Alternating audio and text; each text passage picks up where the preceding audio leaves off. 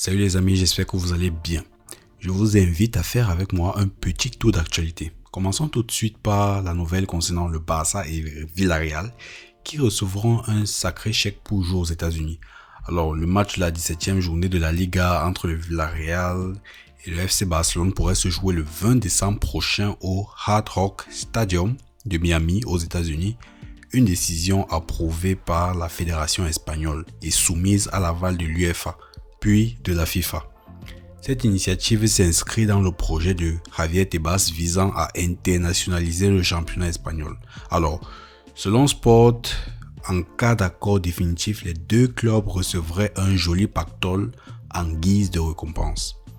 Le Barça percevrait entre 5 à 6 millions d'euros avec un montant plus élevé pour Villarreal afin de compenser le manque à gagner lié à la billetterie.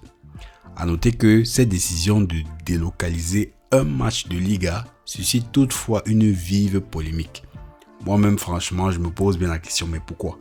Il y a assez de stades, il y a assez de fans, il y a assez pour vendre. Pourquoi aller aux États-Unis? Les États-Unis où on ne voit quasiment pas le football européen. Franchement, c'est un peu... Moi-même, je me pose la question. Alors, l'association des footballeurs espagnols a fermement rejeté la proposition lors d'une réunion tendue, dénonçant le manque de transparence du processus. Aucun capitaine de club n'avait été informé en amont. Et toujours cette association demande désormais des explications claires sur les critères ayant motivé le choix de cette rencontre pour une délocalisation aux États-Unis. Les amis, dites-moi ce que vous en pensez franchement. Pour moi aussi, c'est un peu bizarre, je sais pas. Pourquoi est-ce qu'on délocalise le match? On est habitué là-bas en Liga, que ce soit au Barça ou alors que ce soit dans le stade du Villarreal. Mais pourquoi délocaliser? En tout cas, les gars cherchent leur argent. On va seulement faire comment? On va seulement supporter. Non, nous, on veut seulement voir le match, c'est tout. Passons désormais à la seconde actualité.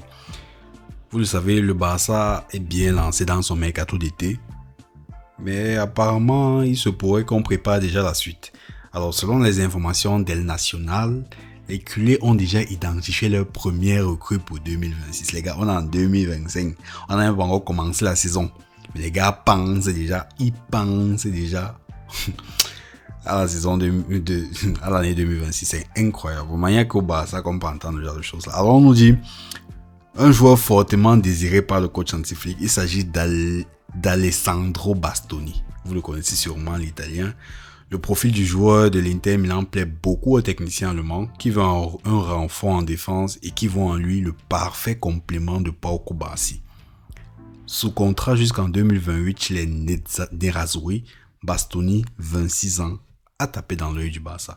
Dites-moi ce que vous en pensez de ce joueur. Franchement, moi je l'ai suivi dans 2 ou 3 matchs. Franchement, je peux pas vous dire à 100%, mais je me rappelle clairement le match contre le PSG. Il était parmi les joueurs qui sautaient un peu plus.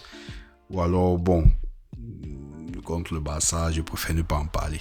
Bon, mais pour moi, je le connais pas particulièrement. Dites-moi en commentaire, est-ce que c'est un très bon joueur? Est-ce qu'il le mettre avec Pau Kubasi, si vous trouvez que ça fera une bonne paire qui pourra fonctionner? Moi, particulièrement, de mon côté, j'en sais rien. Voilà, parlons désormais de Marcus Rashford. Il se pourrait qu'il soit confiant par rapport à son inscription. Bref, il s'est passé beaucoup de choses de son côté.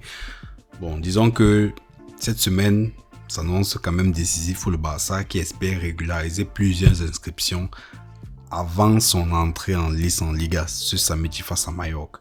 Les gars, c'est samedi que ça commence. Il vous dit déjà, c'est samedi. Donc, le président Laporta a confirmé lundi que certaines opérations financières sont proches d'aboutir, ce qui permettrait au club de remplir les conditions nécessaires pour enregistrer plusieurs joueurs.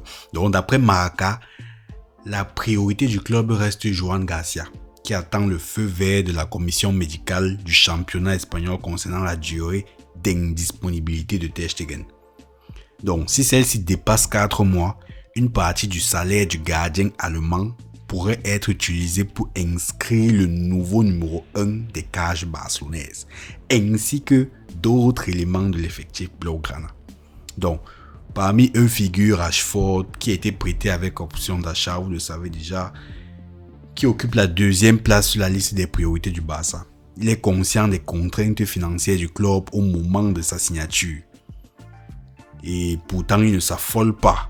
Il ne s'affole pas. C'est pas comme un certain Nico qui n'a pas voulu venir parce que, soi-disant, en tout cas, chacun joue la carte de la sécurité. Donc, chacun sait ce qu'il cherche. Chacun aussi ses ambitions.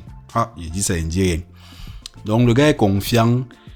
Et puis, il se dit même qu'il pourra disputer le premier match sous ces nouvelles couleurs. Donc, pour le moment, ils sont 5 entre recrues et jeunes promus en équipe première à ne pas être autorisés à jouer dans l'équipe du football espagnol. Donc, dans l'élite, tu veux dire. Donc, on verra. On verra ce qui va se passer. Les amis, c'est tout pour cette vidéo. C'était juste une petite vidéo de débriefing des actualités du moment.